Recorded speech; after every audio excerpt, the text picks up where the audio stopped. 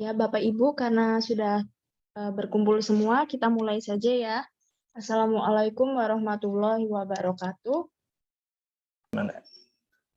Warahmatullahi wabarakatuh. Pada pagi hari ini kita akan melaksanakan seminar kerja praktik atas nama Siti Fatimatu Zahra dengan NIM 4103703116181012. Ya. Mungkin dengan pembimbing Ibu Ani Amalia Eskom Mkom dan penguji Pak Gitarja Sandi MT. Mungkin kepada Siti Fatimatu Zahra silakan untuk share screen dan langsung dipresentasikan saja ya.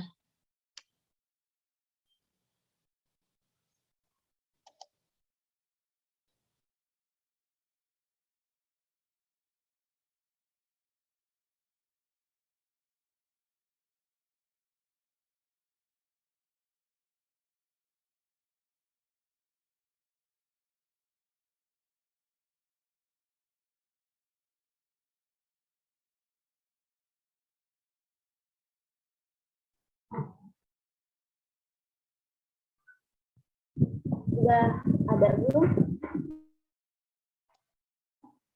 Screen-nya? Sudah ada.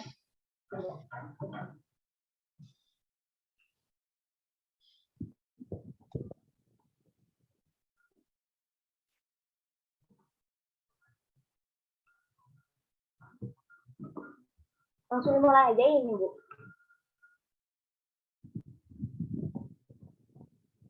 Ya, silakan yang Siti langsung mulai saja. Bismillahirrahmanirrahim. Assalamualaikum warahmatullahi wabarakatuh. Alhamdulillah. Waalaikumsalam. Waalaikumsalam warahmatullahi wabarakatuh. Alhamdulillahirrahmanirrahim. Wassalatu wassalamu ala asyrofil anbiya'i wal mursalin wa ala alihi washabihi ajmain.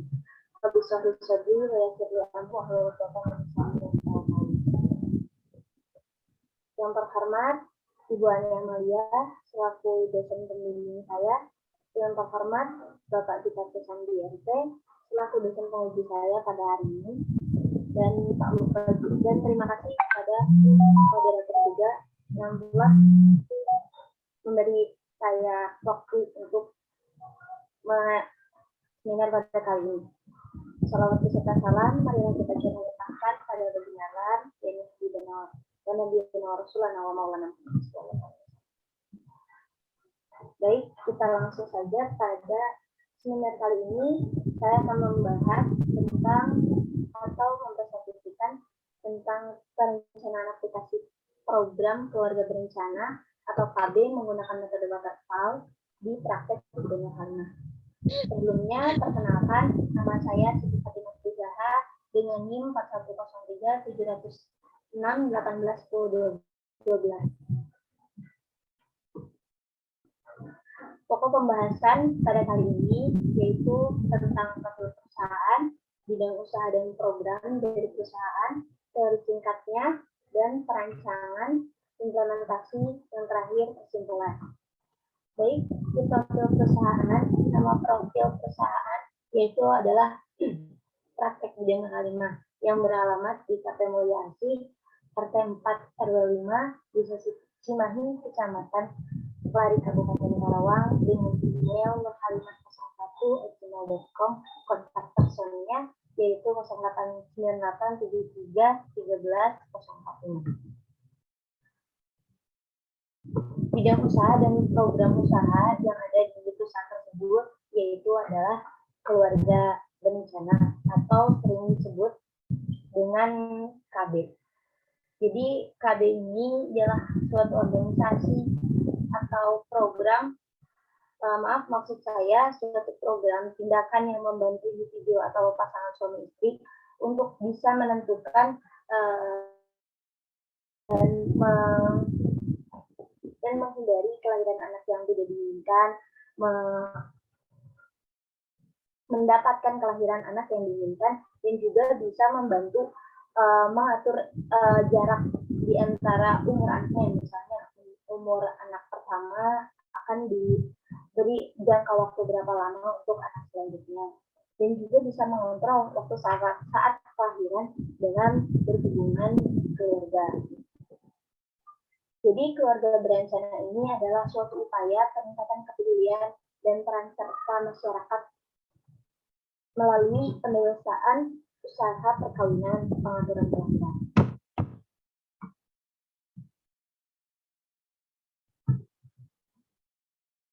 Pembahasan selanjutnya yaitu tentang teori singkat perencanaan dan implementasi. Teori yang pertama yaitu database. Menurut Rosa Salahuddin, sistem basis data adalah sistem terkomputerisasi yang tujuan utamanya adalah memelihara data yang sudah diolah atau informasi dan membuat informasi tersedia saat dibutuhkan. Nah, kalau misalnya menurut Connolly dan Beck, database adalah sebuah kumpulan data yang secara logis terkait dan dirancang untuk memenuhi suatu kebutuhan. Jadi dapat disimpulkan bahwa basis data atau database adalah sekumpulan tabel-tabel yang berisikan data yang nyata bagi sebuah informasi yang disimpan dalam data tersebut. Selanjutnya yaitu MySQL. MySQL merupakan software database open source yang digunakan untuk mengolah basis data.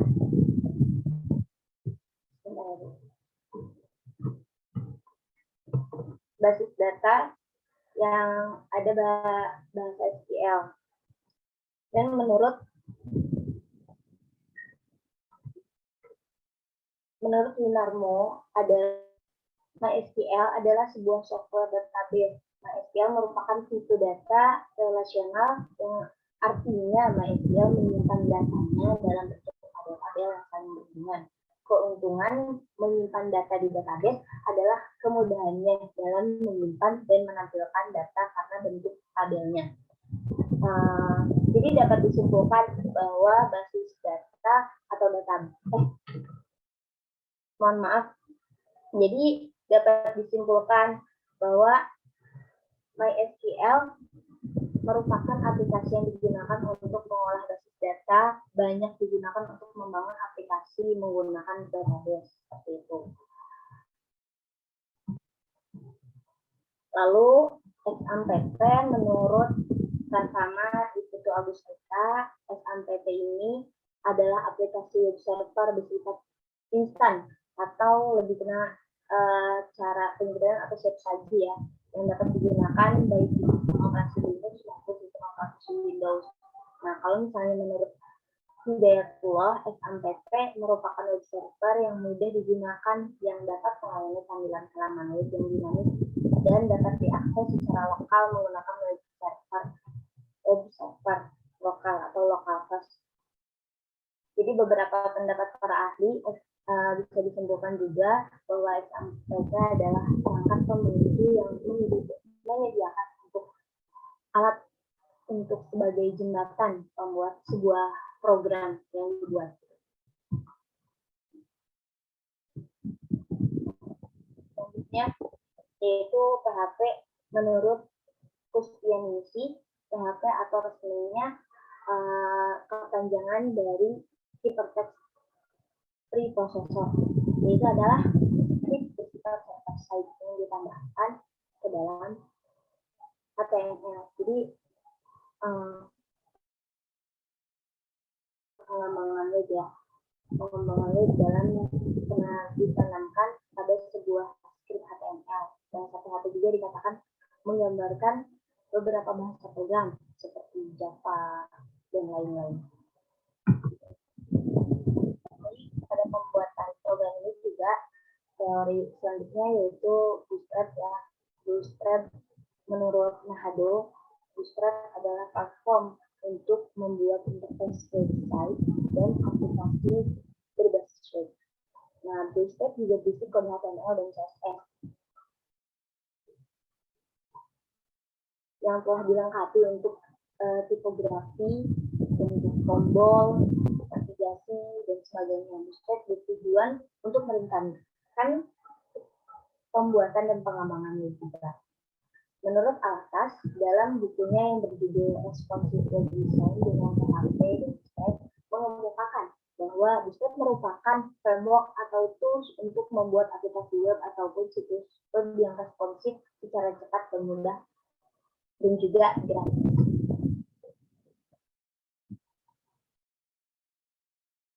Jadi Bootstrap ini merupakan sebuah aplikasi yang dijadikan sebagai alat bantu untuk mendesain halaman web yang menarik gitu.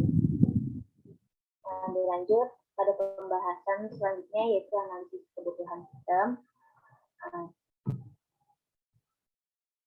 Analisis kebutuhan sistem pada pendaftaran program KB membutuhkan beberapa data yang perlu untuk merancang aplikasi yang akan buat. Data-datanya itu dibutuhkan seperti untuk akun akseptor. Nah, untuk akun akseptor ini membutuhkan datanya itu yaitu nama lengkap calon akseptornya, juga nama akun dan passwordnya. Nah, pada pendaftaran program KB ini juga membutuhkan data istri seperti nama, tanggal lahir, dan terakhir istri itu haid, pekerjaan dan pendidikannya. Data suami juga membutuhkan data seperti nama, pekerjaan, dan pendidikan lahirnya. Lalu yang terakhir data yang dibutuhkan yaitu data program KB. Data program KB itu seperti tanggal haid terakhir akseptor itu kapan, sampai alat obat yang terakhir digunakan apa, dan untuk pertemuan selanjutnya atau kunjungan kembalinya itu kapan.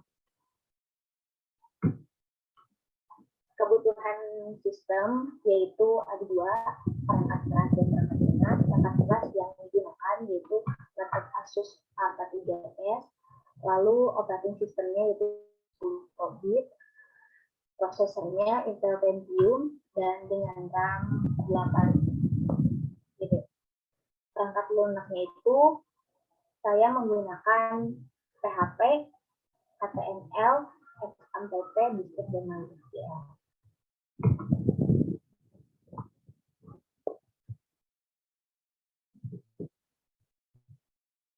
Baik, penggunaan diawali dengan ini adalah use case diagram pada program yang dibuat, yaitu penggunaannya diawali dengan masuk ke halaman login. Jadi akseptor atau pasien dan admin, jika akseptor ini belum mempunyai akun, nah jadi akseptornya harus melakukan pendaftaran terlebih dahulu. Setelah daftar, baru akseptor ini bisa login dan bisa melihat riwayat kunjungan akseptor tersebut.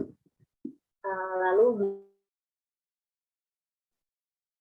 untuk admin, yaitu admin itu bisa login, melihat riwayat kunjungan pasien, semua kunjungan pasien, dan urut riwayat kunjungan pasien, lalu logout.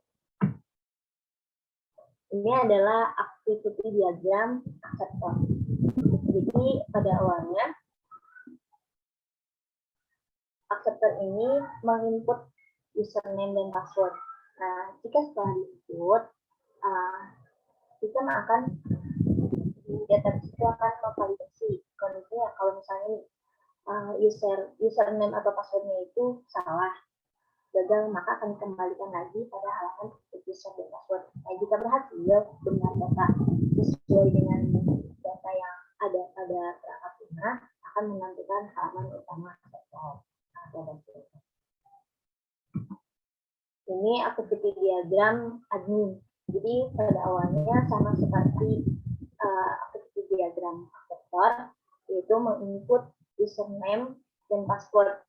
Nah, kalau misalnya username divalidasi, username kondisi username dan passwordnya benar,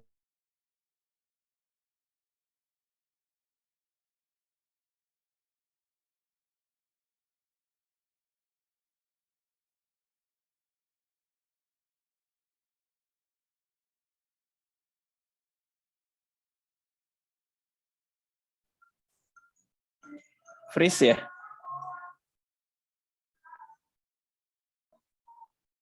Halo?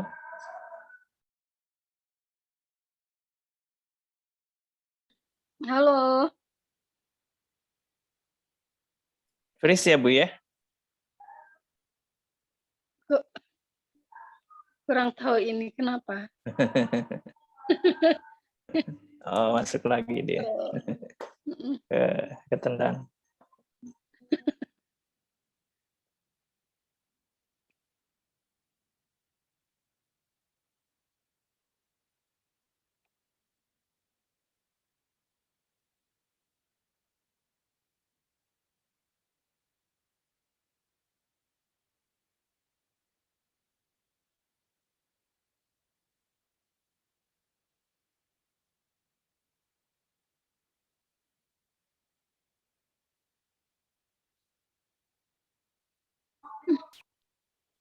Coba dipanggil lagi, Neng. Siapa tadi, Neng Siti ya? Ya Pak, sebentar. Di, Hubungin lagi Pak. Ya, mohon ditunggu ya Bapak Ibu. Mangga. Oke.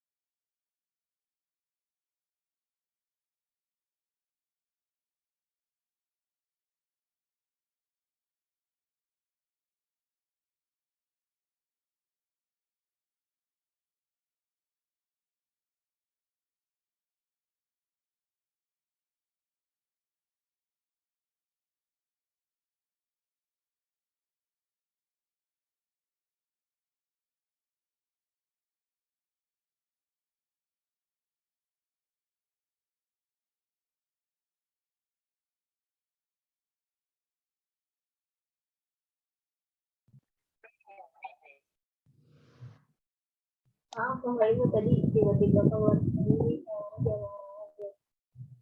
Lanjut lagi ya Ibu Bapak. Silahkan.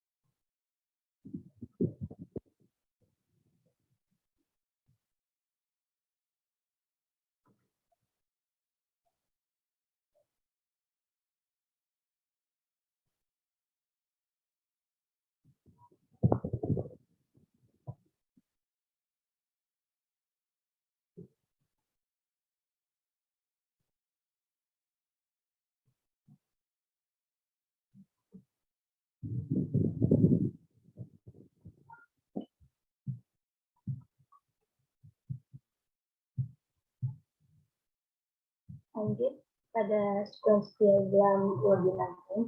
Interaksi pada diagram koordinasi admin menginput username dan password pada form admin, lalu divalidasi username dan passwordnya, lalu jika valid data adminnya, maka akan muncul pada halamannya, dan jika tidak valid maka akan dikembalikan ke halaman sebelumnya. Ini adalah sequence diagram login acceptor atau interaksi di interaksi acceptor itu. Yang pertama sama seperti admin juga, bisa mengikuti username dan passwordnya di halaman login, lalu divalidasi username dan passwordnya, dan jika valid maka akan masuk ada dashboard utama, jika tidak akan dikembalikan lagi pada halaman login.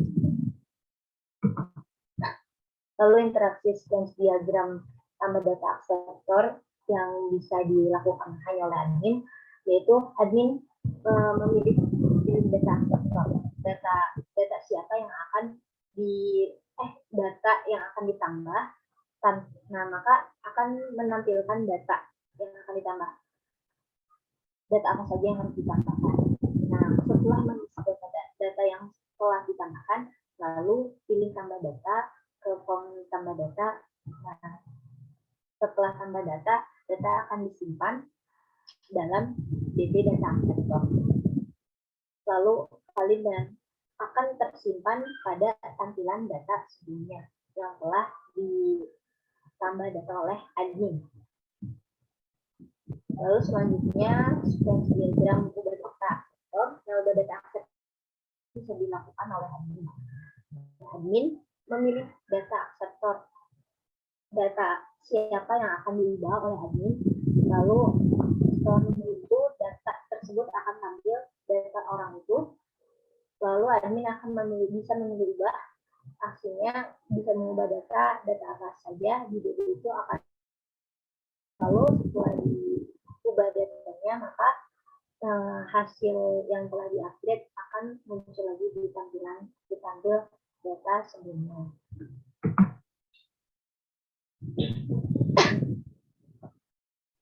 Ini adalah sequence diagram hapus data aksetor. Ini juga aksi ini juga hanya bisa dilakukan oleh admin. Admin memilih data aksetor, lalu data siapa yang akan dihapus, maka data itu akan muncul terlebih dahulu. Lalu pilih hapus, misalnya sudah dapat nih admin mau si A yang dihapus datanya, lalu setelah diklik akan dihapus data dan akan oleh DB-nya. Lalu setelah dihapus, setelah berhasil, maka data itu telah dihapus dan tidak ada lagi di tampil data sebelumnya. Ini adalah tampilan pendaftaran aksetor. Jadi sebelum aksetor itu mempunyai akun, ini adalah tampilan registrasinya atau pendaftaran awal. Itu mengikut akun pasiennya, data istri, dan data suami. Ini adalah tampilan login semuanya. Jadi kalau misalnya yang masuk ke aplikasi itu pasien atau admin, bisa memilih. Jika pasien klik pasien, admin klik admin. Nah, ini adalah tampilan login aksesornya seperti ini, dan tampilan login adminnya seperti ini. Yang membedakan hanya dari penamaan login admin pasien. Ini adalah halaman dashboard utama sebelum admin atau aksetor itu masuk pada akunnya masing-masing. Nah, ini adalah halaman dashboard aksetor. Jadi jika setelah aksetor itu login ke aplikasi tersebut, yang aksetor itu hanya bisa melihat data mereka saja, tidak bisa melihat data yang lainnya. Dan ini adalah halaman dashboard admin. Nah, halaman dashboard admin ini hampir sama dengan halaman dashboard aksetor, namun yang membedakan halaman dashboard admin ini ada semua data aksetor yang telah mengikuti program KBI. Jadi bisa ada diklik cek riwayat untuk tiap aksi, cek riwayat tiap aksetor, menghapus data, mengubah data, dan lain-lainnya. Ini adalah, dan yang terakhir adalah halaman riwayat kunjungan. Nah, ini adalah halaman riwayat kunjungan. Misalnya diklik dari halaman dashboard admin, diklik salah satu aksesornya, maka riwayat kunjungannya seperti ini. Yang membedakan riwayat kunjungannya yaitu di dashboard di riwayat kunjungan admin ada opsi untuk bisa mengubah, menghapus, dan mengubah.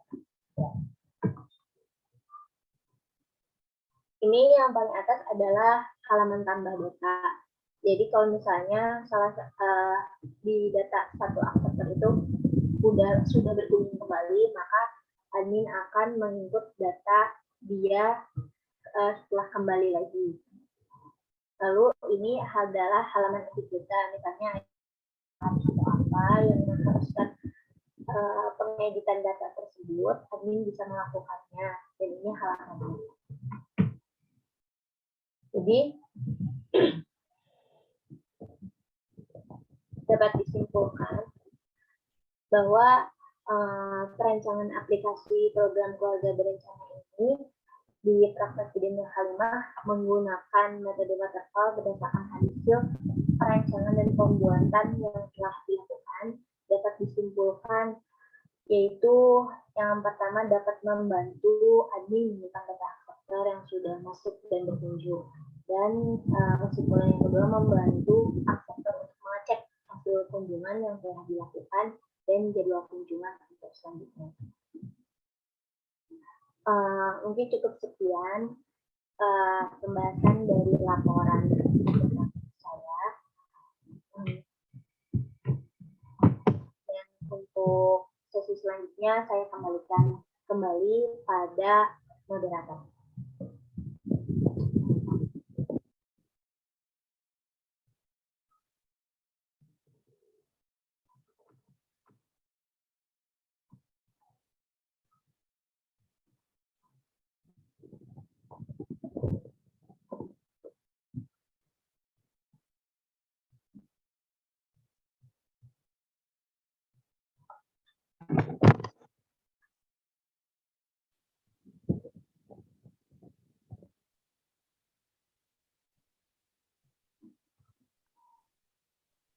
Baik, Neng Siti, mungkin boleh didemokan ya aplikasinya.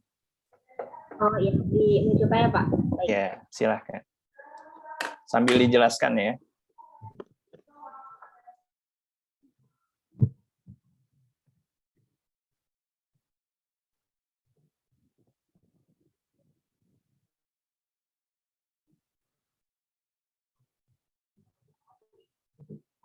Bentar ya Pak.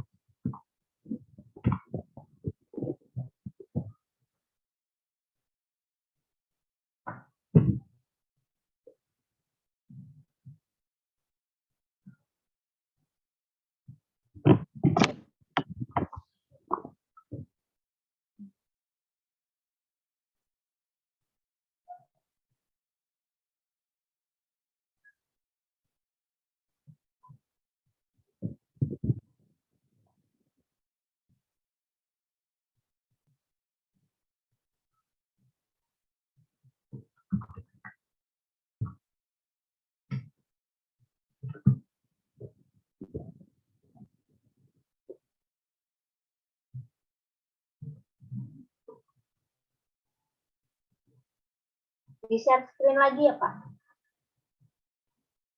Di share screen lagi ya.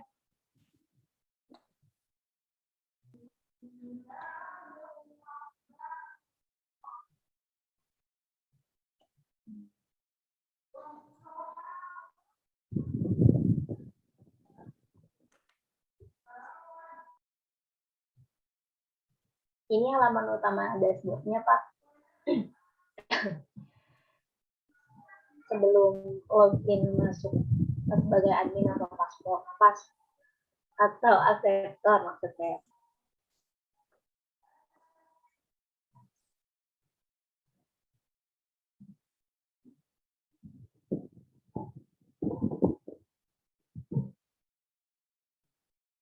Nah, ini adalah button untuk login-nya, Pak. Nah, ini login button untuk misalnya pasien bisa login ke sini dan admin bisa login ke sini yang ini. Jika kita coba yang pasien ya, Pak. Sebentar.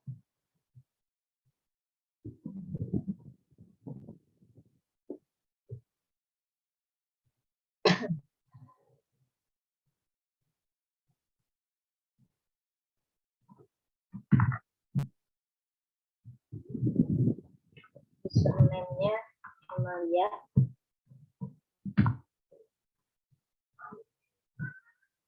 Nah, ini salah satu dashboard acceptornya Pak yang bernama Emadia. Jadi batas penggunaan aplikasi ini jika setelah login sebagai acceptor hanya bisa melihat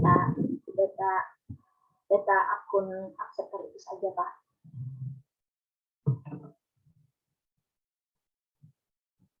Lalu logout, kita coba masuk pada login admin.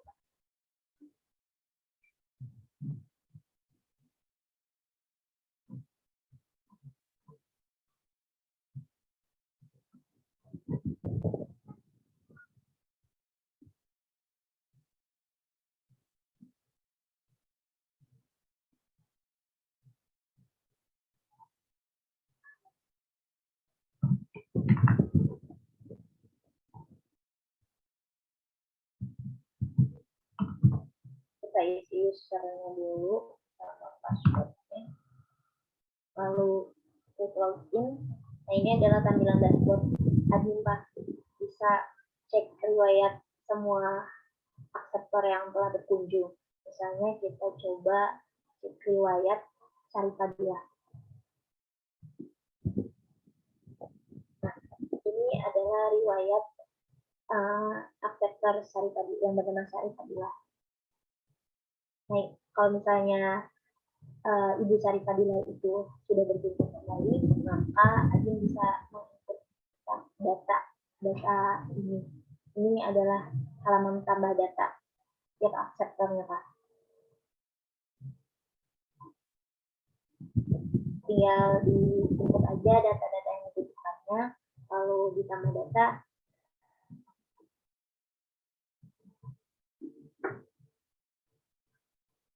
Sebentar ya Pak, ininya apa? Oh, itu share dulu ya Pak, sebentar. Boleh Pak? Ya. So,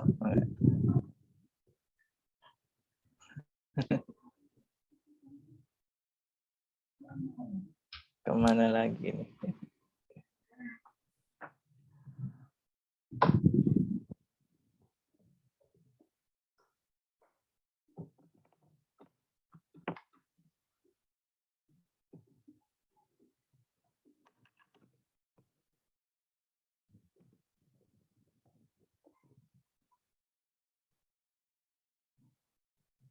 Nah, ini lanjut lagi ya Pak. Ini aksi buat mengubah data sama hapus data. Ini diubah data yang pertama. Kalau misalnya hapus, itu tinggal klik hapus aja Pak.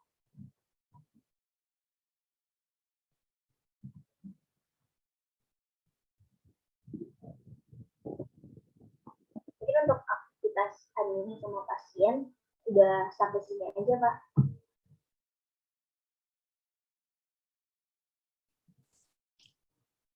Oke. Gimana Bu Ani? Boleh langsung tanya jawab Bu Ani? Iya Bapak, silahkan. Tolong kasih masukannya yang detail ya Pak ya. Baik, Neng Siti, karena ini merupakan sidang KP ya, jadi ini agak beda secara penilaian. Kita ada tiga faktor ya, tiga faktor penilaian, yaitu penilaian di tempat KP, terus produknya, terus satu lagi adalah presentasi. Berarti ada tiga komponen yang harus saya konfirmasi nih. Nah, untuk yang komponen pertama nih, untuk aktivitas di tempat KP ya. Nah, boleh dijelaskan yang Siti, sebenarnya aktivitas yang dilakukan di tempat KP itu seperti apa? Silahkan. Sebelumnya aktivitas di tempat KP, saya kan sebelumnya mengajukan dulu ya Pak. Jadi sebelum memulai kerja prakteknya, saya mengajukan dulu menegosiasi dan mengobrol dulu pada pihak pemilik tempat kafenya. Nah, setelah itu mendapat ACC dari fakultas dan dari tempat kafenya, langsung dimulai. Nah, awalnya itu pada pertemuan pertama itu kita ada seperti pengenalan tempatnya, Pak. Jadi dijelaskan oleh pemiliknya seperti ini adalah ruangan untuk kita bekerja, ada ruangan untuk kita bekerja meskipun tidak hanya ala kadarnya ya Pak, dan tempat untuk pasien, untuk tempat untuk melanjutkan dan lain-lainnya untuk pertemuan pertama itu. Dan di pertemuan pertama juga kita ada pembahasan perihal program yang akan dibuat gitu, seperti yang dibutuhkan di tempat kerja praktek tersebut.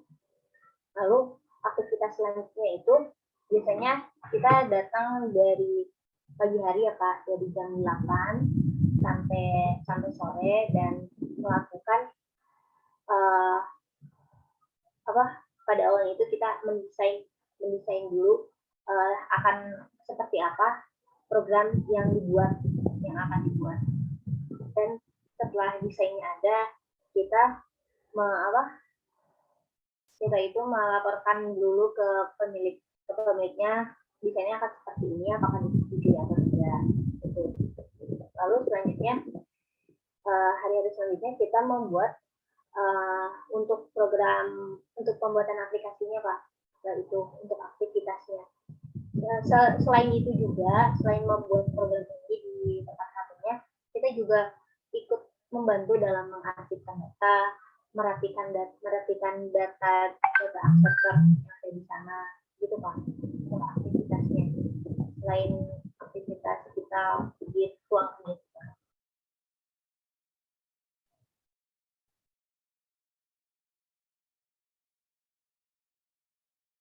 2 bulan Bapak. Ada ini enggak mungkin timeline yang pernah didesain di awal boleh ditampilkan? Oh, timeline ya Pak. Kalau soal timeline ya Pak, timeline itu memang tidak dimasukkan di laporan sih Pak, tapi ada masih dalam bentuk tulisan Pak. Oke. Ya, jadi minggu pertama kan ada berarti ada 4 minggu ya Pak. Jadi minggu pertama, pertemuan pertama itu di minggu pertama dan pertemuan pertama itu kita melakukan kegiatan pengenalan dan mendesain sebuah aplikasinya. Dan minggu kedua itu kita mulai mencari referensi untuk membuat aplikasinya seperti desain yang kita inginkan itu seperti ini. Nah, kita mulai membuat itu dan di bulan selanjutnya itu kita baru di bulan selanjutnya itu kita di bulan selanjutnya itu kita baru membuat coding seperti itu Pak. Dengan codingnya tampilannya sudah sesuai coding atau sudah sesuai atau tidak. Oke, berarti ini perlu masukan ya, Neng Siti, nanti di laporan perlu dicantumkan masalah timeline pekerjaan di tempat KP ya. Ya Pak. Jadi nanti bayangannya adalah kita di tempat KP itu memang sudah terjadwal di awal, artinya memang kita datang di tempat KP itu memang sesuai dengan jadwal yang disepakati antara mahasiswa dengan manajemen di tempat KP ya, seperti itu ya. Oke. Nah, sekarang kita coba geser ke produk ya. Nah, yang pertama nih sebelum kita masuk ke teknis lah. Ini kita bicara masalah proses bisnis ya. Jadi Siti paham ya proses bisnis ya. Oke. Jadi ini kan sebenarnya program KB itu kan program pemerintah ya. Jadi program pemerintah yang memang salah satu motor untuk menggerak program ini kan di klinik kebidanan ya. Nah, artinya secara struktur data maupun standar pekerjaan itu sebenarnya sudah ada standar ya. Masalah menangani akseptor, terus bagaimana pelayanan itu diberikan kepada akseptor, terus ada hak dan kewajiban yang diterima oleh kedua belah pihak. Nah, ini untuk sistem atau aplikasi yang Siti buat ini, itu apakah berdasarkan regulasi yang ada atau seperti apa? Silakan.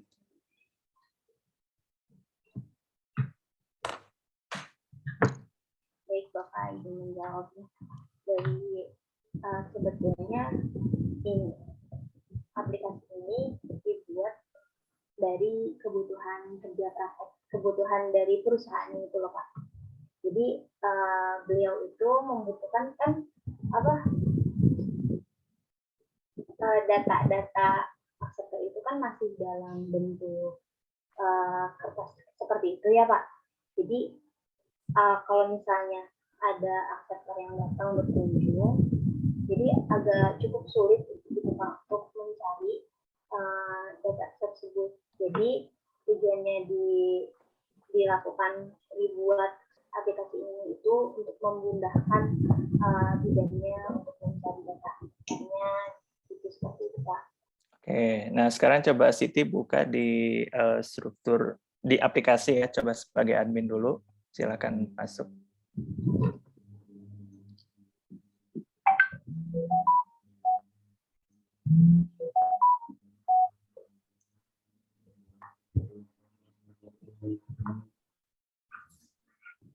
Oke, ya.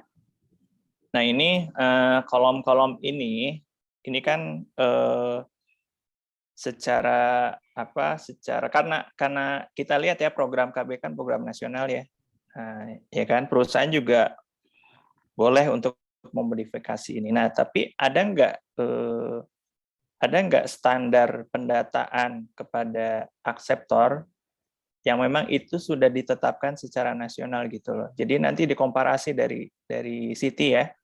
Oh, iya. Jadi gini, maksud saya nanti coba Siti tambahkan di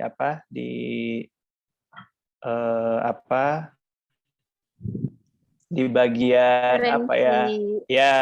di bagian referensi tentang di bagian panduan KB ya Pak ya. Ya, jadi nanti ini kan kalau kita bicara standar di klinik mungkin mereka paham ini loh datanya seperti ini karena mereka sudah terbiasa ya setiap hari seperti itu, jadi data yang dibutuhkan apa saja ya kan. Nah tapi nanti sedikit juga harus melihat secara perspektif program KB gitu loh.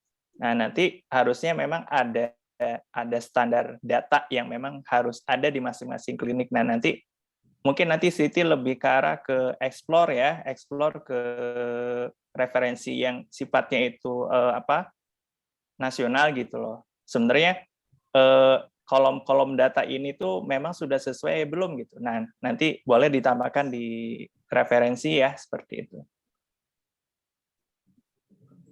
Gimana Siti? Bisa dipahami ya? Jadi maksudnya tuh ditambah referensi datanya itu dilihat standarnya gitu ya Pak? Ya, jadi gini, ini kan Siti kan sudah memberikan penjelasan bahwa kolom-kolom data ini kan memang sesuai hasil wawancara dengan pihak klinik ya, benar ya. Nah, tapi di sisi lain, Siti itu harus tahu sebenarnya ada nggak sih standar struktur data yang kaitannya sama program KB ini gitu. Ya. Nah, coba klik riwayat. Nah, apakah memang seperti ini saja ataukah ada komponen lain misalkan Format penyusunannya seperti itu ya. Jadi nanti dikomparasi, mana tahu nanti malah Siti juga bisa memberikan masukan ke klinik.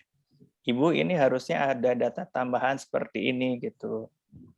Seperti itu sih. Jadi mungkin rekam medis ya, kalau bahasa secara umum ya, ada standar medis. Nah, standar rekam medis itu kan di rumah sakit dengan puskesmas pasti beda. Klinik juga beda. Nanti kan kliniknya kan macam-macam ya. Ada klinik kebidanan, ada klinik umum atau klinik spesialis, itu beda-beda. Nah, jadi nanti Siti bisa lebih lebih dalam perspektifnya. Oh, ternyata memang untuk kebutuhan klinik kebidanan itu sebenarnya dibutuhkan data yang memang sudah terstandarisasi secara nasional gitu. Jadi poinnya sih rekam medis klinik kebidanan Siti gitu. Ya. Bisa dipahami ya?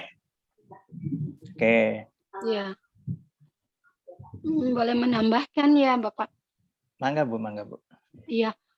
Nanti Siva ini cari referensinya terkait dengan klinik apa ya, yang KB. Nah, biasanya ada panduan KB, ada SOP, panduan penyusunan SOP klinik KB kayak gitu. Nah, di sana itu tuh yang dikeluarkan oleh pemerintah atau Kementerian Kesehatan kayak gitu sih, Pak. Nah, terus di sana tuh ada poin-poin penting yang bisa kita adopsi untuk di perancangan kayak gitu. Jadi kita nggak perlu cari referensi dari selain yang permen tadi, peraturan Menteri Kesehatan tadi kayak gitu. Biasanya di sana tuh sudah ada panduan bakunya seperti itu ya Bapak ya?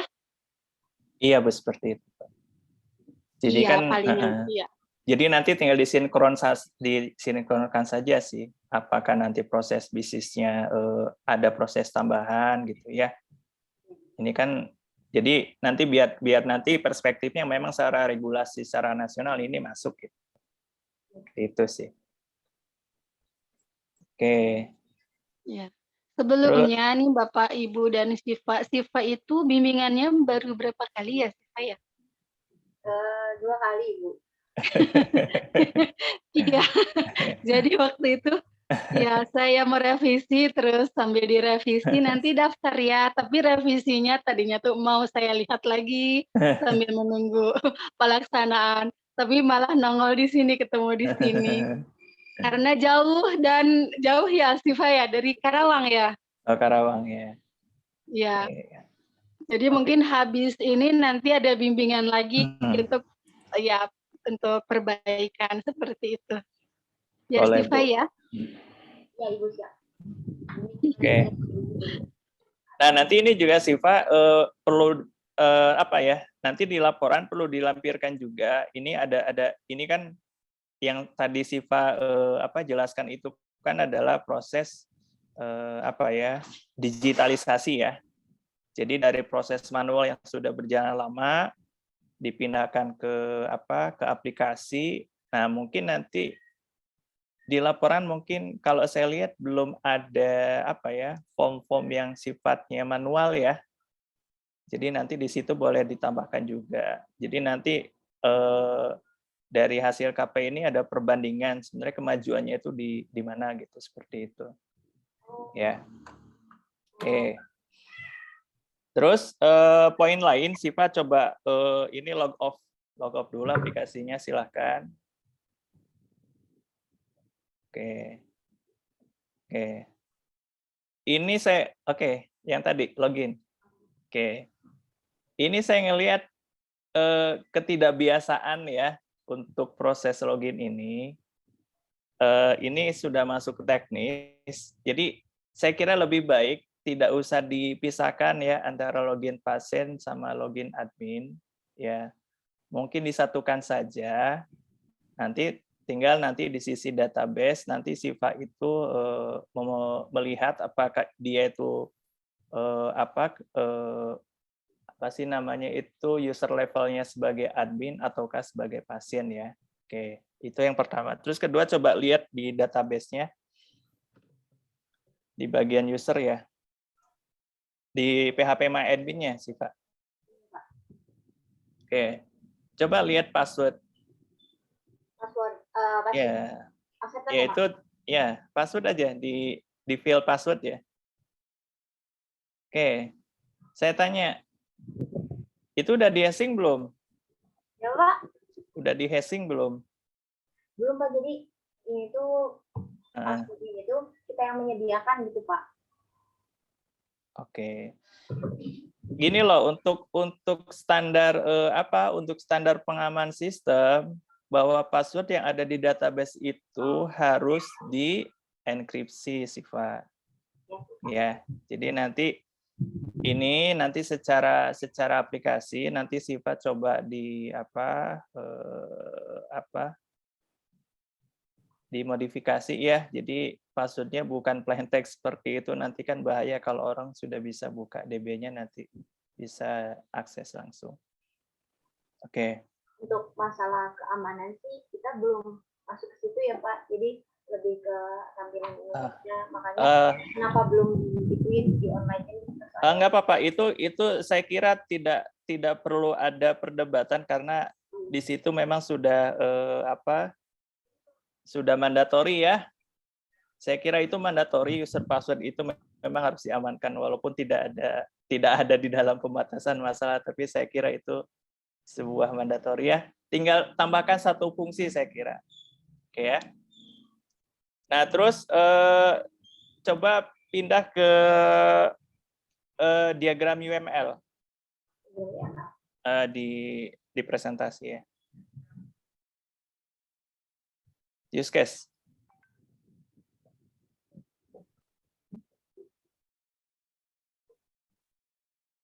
Ini, Pak. Ada nggak, Pak? Enggak. Di close dulu, yang sekarang di close dulu. Terus share ulang.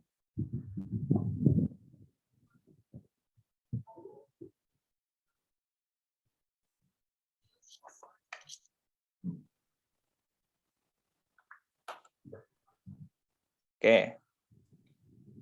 Pertanyaan pertama saya, aktor yang terlibat cuma 2 ya? Iya, Bapak. Cuma 2 aktor yang terlibat itu hanya dari aktor dan admin. Terus fungsi bidan di mana? Fungsi bidan, nah, jadi Pak, sebelum pendaftaran itu si aktor itu harus berkunjung dulu, Pak.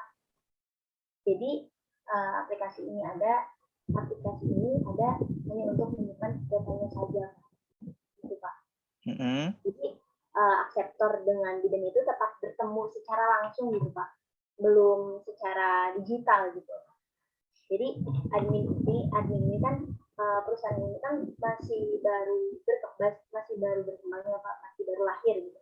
Jadi yang menginput datanya juga masih admin gitu, Pak. Oke. Jadi pada proses itu namanya kunjungan antar akseptor dengan bidan, itu bidan tetap pegang dokumen kertas. Tetap pegang. Oke, ya. Artinya memang secara penerapan ini belum full aplikasi ya.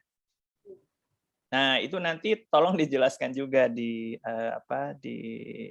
laporan ya. Jadi ini kan sebenarnya kalau kita bicara secara proses bisnis umum di klinik kan di situ kan memang ada pasien ya, ada admin yang memang sifatnya itu hanya membantu kerja operasional medis ya. Nah, satu lagi itu kan memang biasanya ada aktor dokter atau bidan ya yang memang tugasnya itu berinteraksi dengan pasien. Nah, kalau memang ini tidak bidan itu tidak berinteraksi dengan sistem, nah maka nanti perlu dijelaskan juga di dalam laporan ya.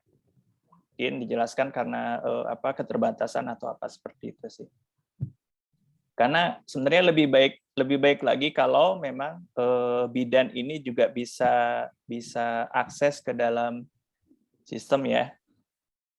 Jadi kalau seperti itu bidan memegang kertas seperti itu ya, kertas rekam medis. Terus kertas rekam medisnya dikasih ke admin baru diupdate seperti itu ya.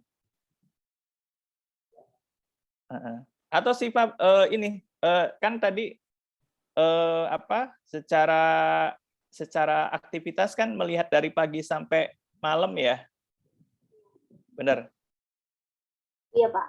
Nah, Kadang sampai malam, kadang oke. Nah, pernah nggak mendampingi satu pasien dari proses awal sampai akhir dia pulang itu seperti apa? Pernah sih Pak, saat pasien berkunjung ya Pak. Itu gimana? Kebetulan saya itu lagi membantu mengaktifkan dan merapikan data yang kertas itu Pak. Dan nggak lama kemudian itu ada tester yang datang. Jadi cuma saya mendengarkan obrolannya terakhir kemarin suruh membantu mencari data yang masih dalam kertas, namanya siapa, dan nomor registrasinya sih Pak, yang penting yang dilihatnya yang pada awalnya itu kata ibu bidannya cari aja biar gampang yang nomor registrasinya, nanti tolong kasih ke ibu katanya gitu. Terus di situ juga saya mendengar percakapan antara dokter dan bidannya itu membahas tentang terakhir ada waktu itu tuh beliau tuh telat Pak, telat datang, kenapa baru datang sekarang, harusnya kan minggu lalu apa itu. Terus dia mau pindah pil gitu Pak, kan ada jangka waktu yang sebulan 3 bulan ya Pak. Nah itu mau pindah katanya mau yang 3 bulan aja biar kesininya nggak cepet-cepet gitu. Oke, nah kalau kita bicara tadi ya, Siva bicara pil, di klinik ada ada unit farmasinya nggak? Gimana Pak? Ada unit farmasinya nggak? Farmasi. Oh ada Pak. Apa begitu ya Pak? Ya, nah itu terkoneksi ke sistem nggak yang farmasi itu? Belum Pak kalau yang farmasi. Tapi dimasukkan dalam hanya fasilitas aja sih Pak. Oke. Memang secara batasan sistem belum sampai ke sana ya? Iya. Oke. Ya, sebentar. Nah, terus ini poin poin terakhir ya. Sistem ini apakah terintegrasi dengan dengan sistem yang lain semacam ada pelaporan yang sifatnya nasional seperti itu atau seperti apa sih Pak? Boleh dijelaskan? Gimana Pak? Tadi kurang jelas, mohon maaf. Integrasi dengan sistem lain ada nggak? Kalau integrasi dengan sistem lain sepertinya belum ada ya Pak. Jadi ini tuh emang dibuat masih dari nol gitu Pak. Jadi belum ada di klinik bidan tersebut. Berarti tadi klinik itu tidak melakukan laporan ke dinas kesehatan kah, ke ikatan kebidanan kah? Ada nggak seperti itu? Oh, ikatan kebidanan kan ada sih Pak, kayak syarat-syarat gitu ya Pak, membuka praktek bidan swasta kayak gitu.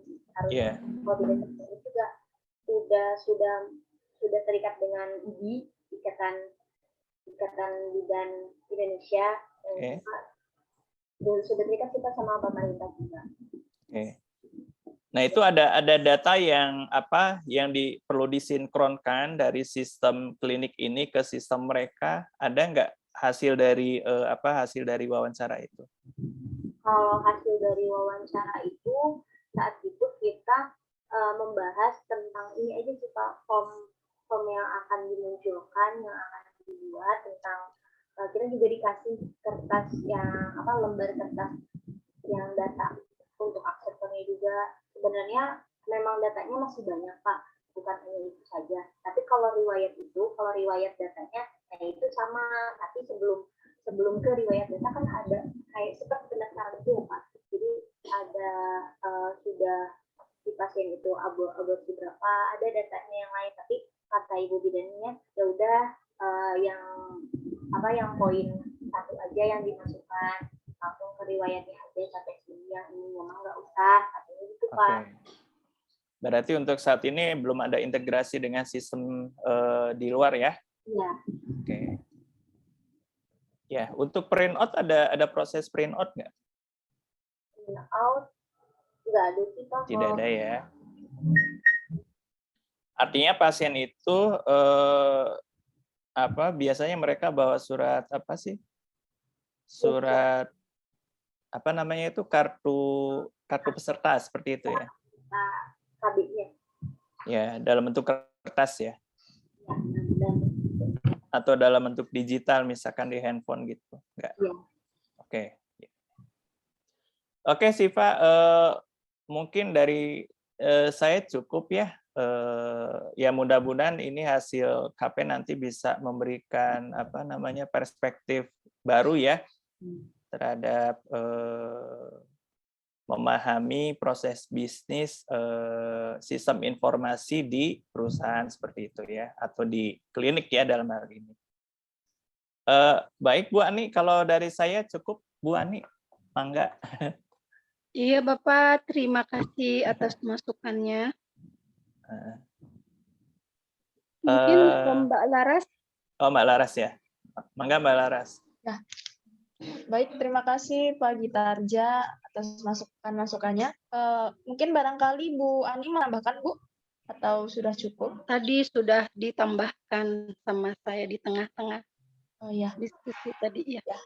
baik, berarti sudah selesai ya. Kepada Neng Siti, mungkin ini masukan-masukannya dicatat dulu ya untuk nanti perbaikan ke depannya. Baik, mungkin kita cukupkan saja sekian pelaksanaan seminar kerja praktik pada siang hari ini, sudah jam 11, 1 jam lebih. Kepada Pak Gitarja sebagai penguji, Bu Ani pembimbing, terima kasih banyak sudah menyempatkan hadir, dan kepada Siti, terima kasih juga. Kami cukupkan. Wassalamualaikum warahmatullahi wabarakatuh. Waalaikumsalam. Iya, terima kasih semuanya. Waalaikumsalam warahmatullahi Terima wabarakatuh. kasih. Ya. Sama-sama.